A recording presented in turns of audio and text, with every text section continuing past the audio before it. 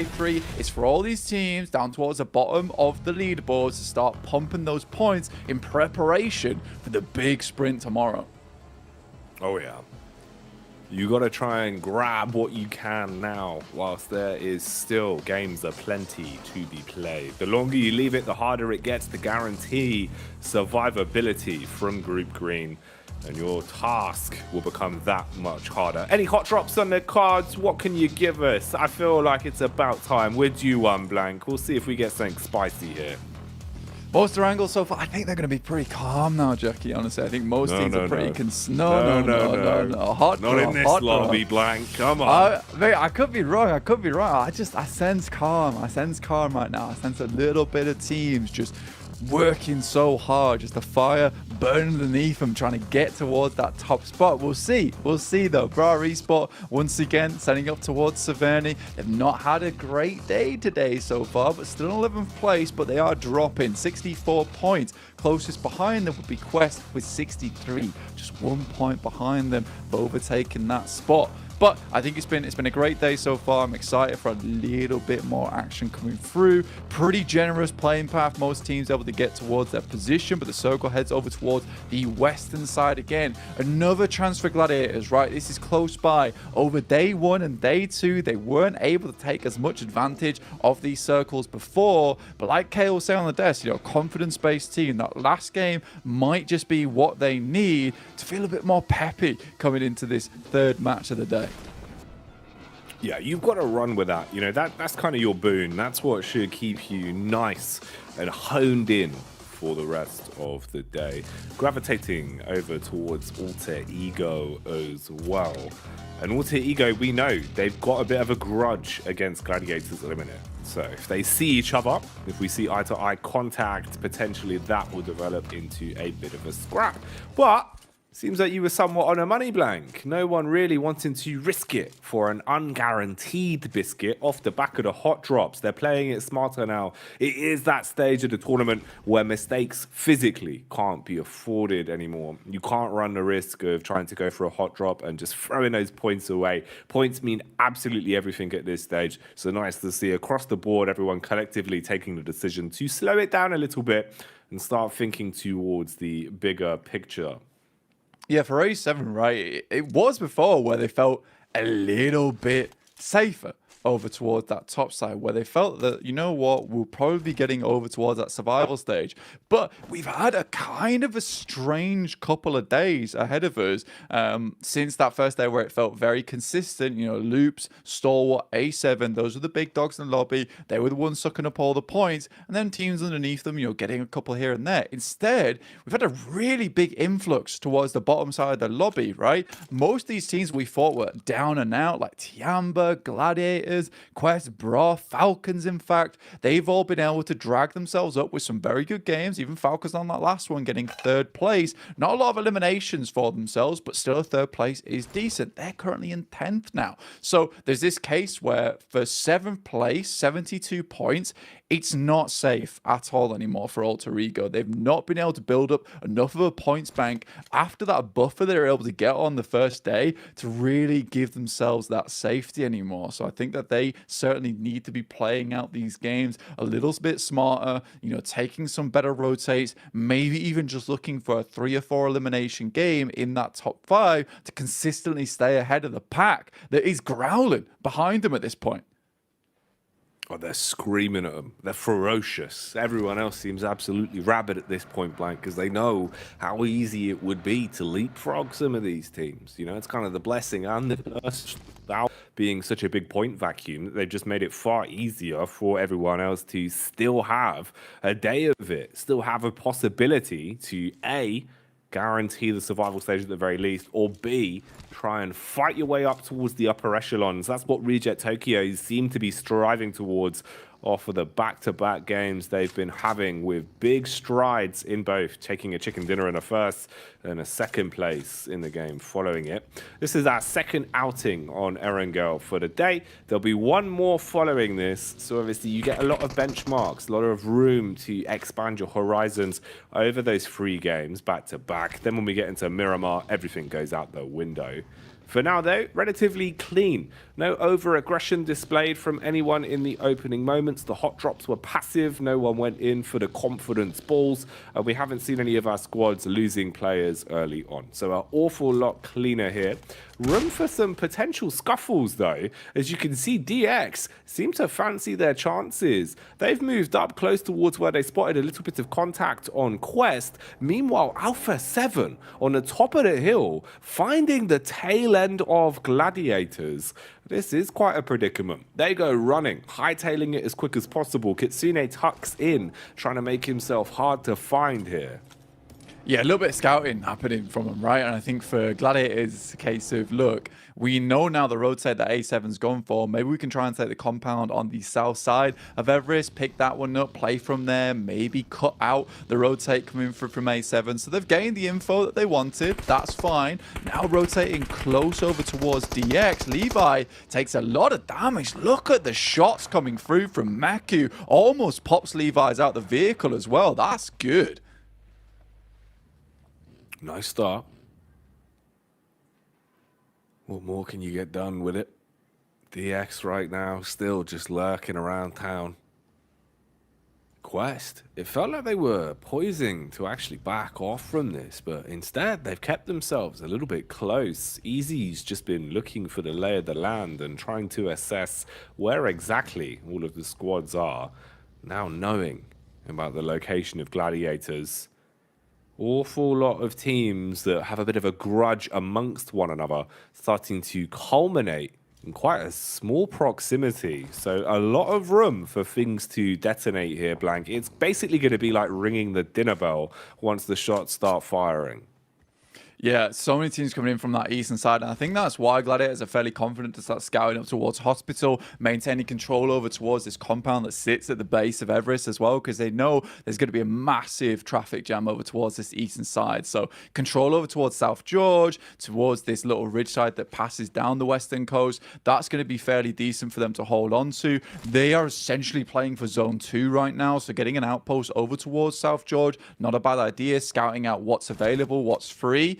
I like that. I can understand the mentalities behind it. It does leave you at a bit of a risk of players just sending directly towards you. And I think that what you're relying on there is the fact that these teams are going to be preoccupied with one another in this early game. But we'll see what happens. I think they're desperately trying to take as much control as possible now to set themselves up for another good game. Now the door is open, that they see they're cracking it. They see the light in the living room where it looks chill, it looks comfy, heading over towards the survival stage. And they just want to keep things clean from here onwards. Some teams around here, Pasija Evos, had to make a long rotate, but I think that they've been fairly comfortable making this rotate out of Yasnaya. Usually there's a bit more of that northern side of the circle available for them to actually breach in woods. So a lot of teams confirming down towards this south side, as the circle doesn't give too much chance unless it's a desperate hard shift up towards that northern side. I think Pasija Evos might have a bit of trouble getting to this one. Circle does move down towards the south. We're looking towards the swamp area, towards Quarry. Bit of a difficult area to play in. A lot of ridges, a couple of hillsides to play from. But you got to be quick now getting towards those positions. And Gladiators, they're going to make a beeline southwards. Got to move with volition here. That's what they're all starting to do. Everyone behind the driving seat, going as quick as they can to get themselves into a safe location. Bit of a convoy being formed here as well, with I8 and Bra eSports right on top of one another. Zia making a cameo into the back line as well.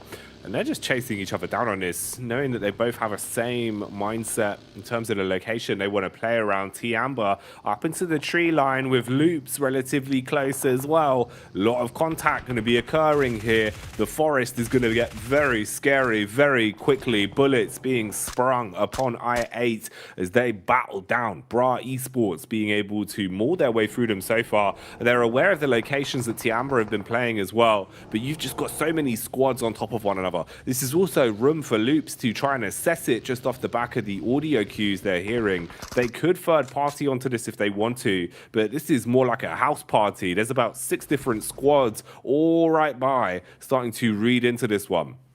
I kind of like that play from Bra eSports as well. They sort of let I8 get ahead of them because they were in front of the convoy there as well. So they just slow it down, take the foot off the accelerator just a little bit, let them run into Tiamba, and then amongst that chaos, you know, Kakali gets out the vehicle, pops another from IA, just makes their life so much easier in the future for themselves. So Bra Esport, I like the game plan. They knew that it was going to be tough. They were one of the last teams to get into the circle alongside with the rest of the others. So now they just want to secure this position, a bit more area to play inwards from, because they're likely going to be locked around this area for quite some time, right? So for them, it's important to clear out as many teams or make as many teams suffer as possible to make their entry just that easier. Stalwart yet to join us so far. They're still on that South Island. They're still rotating through. You can see over towards our skyscraper on the right-hand side. Everyone's suffering badly. Everyone's on pretty low HP. They've maintained that position for a hell of a long time.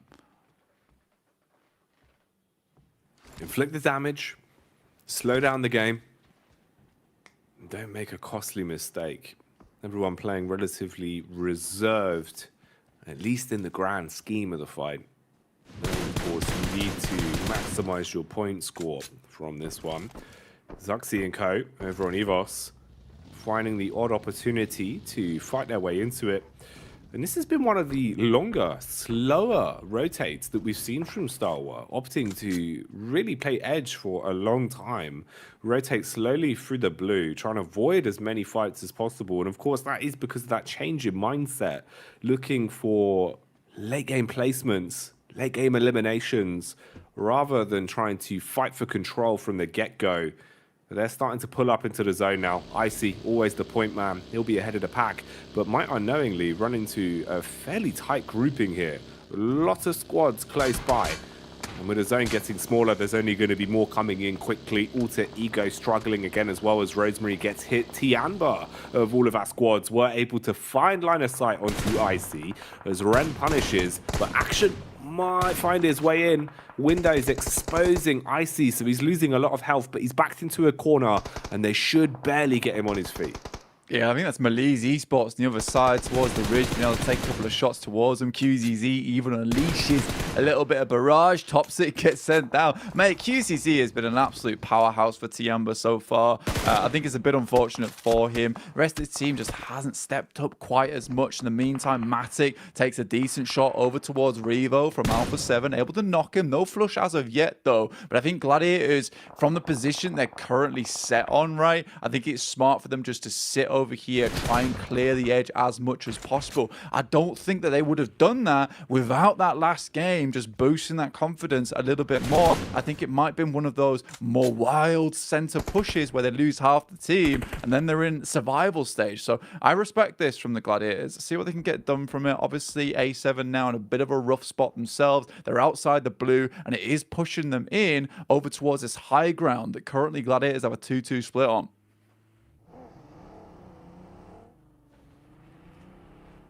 Slow and steady then.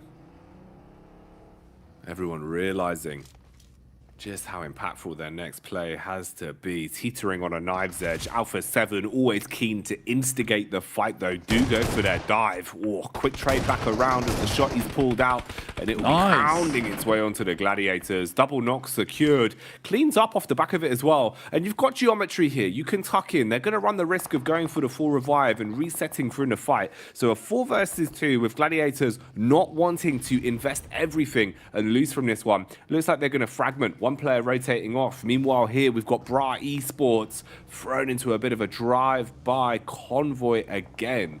Zia are in their faces.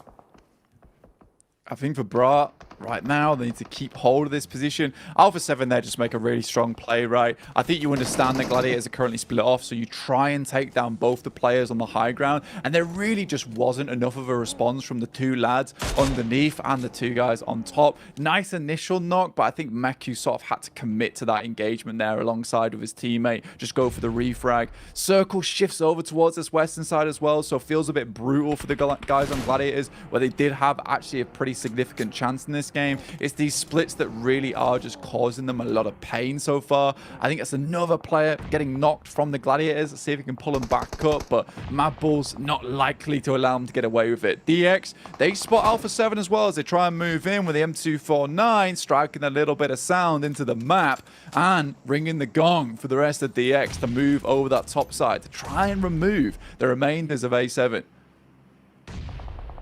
Nades soaring through the sky from either side. Lot to work with here for either team. Ooh, big damage there though. And that's Quest with a backstab, finding a prime opportunity to get stuck into this encounter. Ooh, quick turn and burn, seeing if they can force them off. Worried about Evo all the way in the far back as well. Damage being established all over the shop. Everyone is taking a lot of it, leaving the overall average HP at an all-time low. Meanwhile, you've got a full frontal assault going down here in close-range combat with the shotguns barking in the face of Zia as Bra eSports look to shroud themselves in smokes and try and close it out from this one. Kakali couldn't do the fancy footwork. He falls. They've got control of the shed. The nade's chunky, though. Big connection there with the backup of Coursera. R&J tries to swing it wide. Looks like Kane's just in a bit of a bad spot. Coursera does go down. Like you said, it was a nice chunky initial grenade. That nade's good though. Will take down one. The rest of Zia looking pretty unhappy of themselves. Earth's last remain with the Scarrel, but outside in the blue is going to push him soon. Stage 4 will be doing an absolute massive amount of damage to him. And Topsic, I think, has a good idea of where he's going. Just trying to secure this push out towards the western side. Still not down as of yet, though, and Tospic needs to think about moving to. Well, he's moving down into the ground, instantly knocked onto his last legs. Kane on the reply, though, at least able to find one, inflicting some more pain towards Zia, and jumps in a vehicle. Oof, the blue nipping at him as he pulls his way back in, turning the tires. Earth strikes again onto Kane. Will be able to finish him off, so survives his way through that one. The other fight going on down towards the bottom as well as Evos just trying to third party where possible. And that's Zuxi with a shotty. He's found a flank round on towards the backhand side of Alpha 7 and inflicted a fair amount of damage. Luxy as well, single-handedly taking on DX Blank. This is carnage. I kind of like that play coming through from Pazija Epos, especially the little side swipe. Just stay down Alpha 7 as he just pops the DBS over towards him before looking back up towards DX, removing some of those players. Quest, Pazija Evos has had an idea of where these players have been for quite some time. They took a knock over towards them and it's delayed them just a little bit as Pazija Evos thinks about moving over towards Falcon's position now. A little bit further down on that south side. Gladiators in full-time survival mode towards the center of the circle. We're down to 13 teams. A lot have been damaged, and STE sort of struggling to get in when Mali's taking a couple shots towards them too. Not likely they'll be able to get their player back up at his feet as we hit stage 5, where the circle's going to make it really, really tough to get your players back up before it pings them back out again. Smoke wall down. Ooh, a light effort to divide the fight between these two sides here. The nade will pack a ton of damage though. Full commit from Quest as they spam the bullets in from the sideline, keeping Evos trapped in the middle. A rough position to be in. You're being flanked by Falcons and just having to fight your way through the team in front of you. Meanwhile, here as well, Reject Tokyo with compound control, but high ground. They can play from the top story window, peeking down into the lower levels and peeking out onto STE as well, finding Stalwart as Tops. Well, he's now gone, completely removed from the equation. Re-aggression again from Quest Blank. The nades instigating this one. Low HP across the board for Evos. They might want to swoop in. Al Haji, the big man, he's going for it. Picks up with the UMP, some girthy grenades, heading over that top side, and Pazija Evos just hasn't been able to receive so far. Misery and Lynx left remaining. Al Haji takes a big hit, but will drop to the deck on his belly now, trying to get away, but is knocked, put down, kneels on the floor as the spray comes through from Teak, and Falcon swinging through with the talons are dealing a lot of damage to both these teams so far. And gets a nice nade. Will hit Misery very hard, but he just wants to finish him off, and will grab it, tries to run away, but just a little bit of that shrapnel will take him out at the end as Falcons can start to make their move in from that western side. They've cleared really nicely, Jackie. It's Just a big reset. A nice way to get things going. Quick save of the teammate as well, as Puncher will jump in the back seat and Six will provide reconnaissance, getting his way further into the zone to play off of Axa. Smokes up. You're downrange.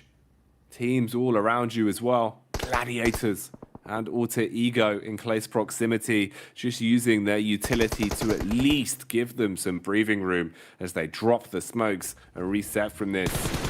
Release eSports all the way in the back line as well, with Kishu being behind Gladiators, both of them with their nades pulled out. Meanwhile, Melise finding an opportunity to get a read in the distance. They're dashing them towards Six. Tixie quite exposed. Lucky. Single bullet towards the chest blank. A few more of those and he could have been gone. Yeah, Six takes a huge amount of damage there, and Gladiators just holding their ground, know the need to keep swinging that ordnance through towards them. I'm surprised Six hasn't gone down as of yet. There's still nades available as Tixie sends another one through. Looks like it's on target. Will not get the knock though, and Falcons have held on for a long time. In the meantime, it's Melise over towards Alter Ego, getting the side swipe. Melise have played a pretty fantastic game this time around, constantly taking control of these high ground ridges and shutting down teams before they can get close. Gladiators, I think they're now pretty much out of nades. A good shot will take down at least one of them, making popping a nade through that shack window all but easier. And the nades don't end just with Gladiators, as it seems like Falcons, well, these birds have learned how to pick up hand grenades and throw them as they're swooping in and dive bombing, being able to inflict an awful lot of damage and project themselves further into this one. Knowing the location of Mad Balls as well and being a little bit paranoid about it, Melise starting to get back on the move as well, trying to find their way in towards the zone. You've got control of a nice little building here, though, for Mad Balls. They don't have to overextend. You've got geometry as well with the vehicles for the quick getaway, and they know exactly where Falcons are. They're just trying to keep themselves alive, keep a read on it, dashing out the smokes as well to make it uncomfortable. Reject Tokyo already set up with a position where they feel comfortable. Falcons, we've seen them stuck down in a muck for so long. Now they're starting to push, looking if they can get a bit further forward here. My Bulls pushing down the hill. Look over towards the Falcons, see their position. Two teams that want to hold on to their spot, trying to get in towards that survival stage. A great shot at the start there from Zerich. Will open it up over towards Axa, and he finds another. Zerich is absolutely destroying the boys over towards Falcons. Just Puncher left remaining, able to get a refrag in, but it's Zerich on this flank who is absolutely dominating them.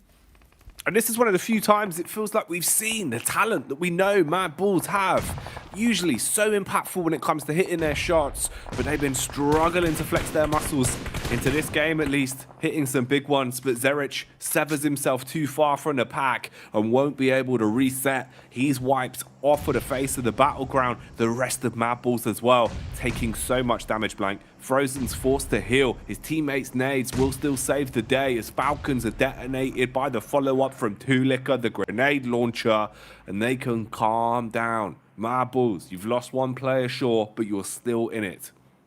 I mean, you respect the play there coming through from Mad Balls and Zerich in particular, right? He opens up the fight so well. He knows he's on the exposed ridge side, but he's just trying to get his three players a little bit further into this game. With the amount of carnage, the amount of action that's going on, it's likely that a lot of these teams are fairly damaged. Unfortunately for them, there is so many teams left remaining that were able to get into a position where there was a compound to play. So Mad Balls are one of the teams moving off from one of the most brutal areas of the map. They're going to be lacking on utility, lacking on that ammo. So we'll see just how far they can go. Reject, though, we've not talked about them for a while. Only one elimination, but they are the big story point. With Alpha 7 going out early with only 3 eliminations, right now it's a 16-point gap between Reject and them, and hitting up a 3rd place. So, not deterred by that last game, still determined to Reject to get in towards that secure invite, and just like the Japanese flag, these guys are that red dot in the center, causing panic, causing chaos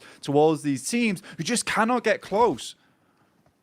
It's them and Loops, man. It's them and Loops that look so good right now coming into this one, especially with the fact that you've got four all 4 of your squad mates alive. That might change soon, though, as loops have been swung upon. The backstab from Zia, a last-ditch attempt to make it uncomfortable. Blade as well. Oh, mate, with the UMP from a distance, he's firsted onto Mythic Blank. They go from all 4 alive to having 3 and drastically having to try and get themselves back into a good position now. This means that Reject Tokyo and Melise, they're going to be a bit more confident. They're the side with all 4 still alive and kicking into this. Loops, that felt so rough.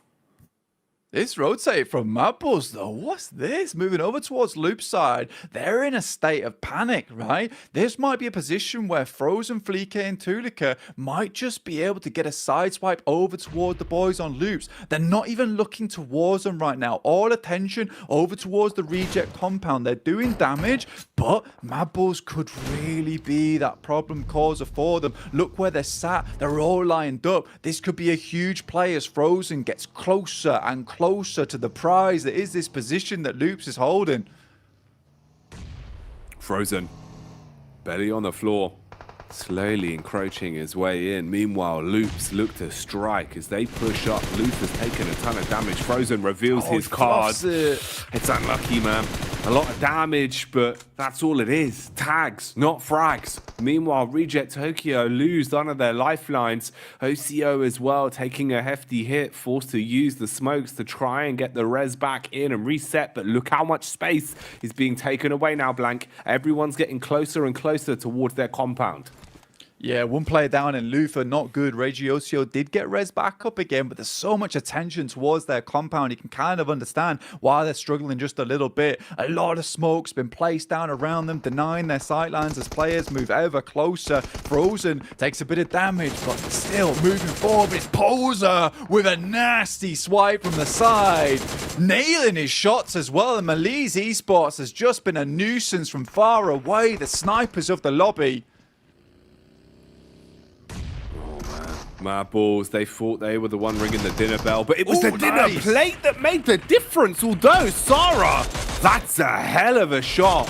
They've got geometry to work with here as well. They can stay tucked in. They shouldn't be too exposed to the rest of Melise because Poser thought he could go in confidently to clean up. Instead, Sarah, with a sick flick, strikes back and shuts him down. Now, they're in a bit of a risky spot though. Smoke's going up to shroud them, looking for the finish onto Poser. They're going to be able to at least guarantee that as Tiamba pull up to the party and strike back against them as well. A lot of fragmented squads here. Tulika still close by as well. Loops now starting to move on in Blank. Oh, this could kick off at any moment. This feels like a firework about to blow.